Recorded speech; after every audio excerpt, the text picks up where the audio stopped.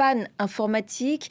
Dans une tribune que vous avez publiée dans le journal Le Figaro cet été, vous dites que cette fraude électorale est pourtant incontestable.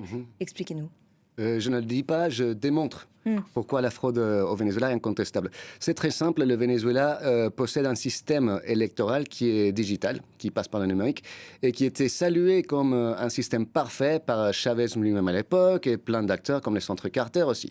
Ce système est presque impossible de frauder parce qu'il détient, il y a 3 étapes qui doivent coïncider.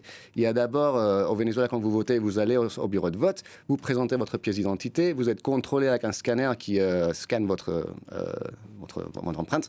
Ensuite, vous passez et vous présentez votre vote devant la machine imprime un petit papier, le papier, vous le mettez dans une urne.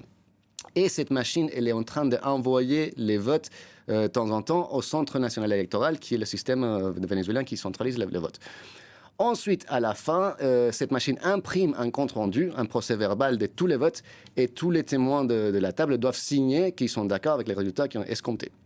Ces résultats-là doivent être contrastés avec ce qu'il publie le CNE le soir, et il y a une troisième compromission. C'est le Conseil électoral. Conseil électoral qui se fait entre les votes qui sont dans les urnes et les votes qui sont imprimés dans le procès-verbal. C'est ce procès-verbal qui n'a pas été présenté par M. Maduro, malgré le fait que la loi vénézuélienne dit qu'ils ont 48 heures, le CNE, le Comité national électoral, a 48 heures pour les présenter. Ils ne l'ont pas fait.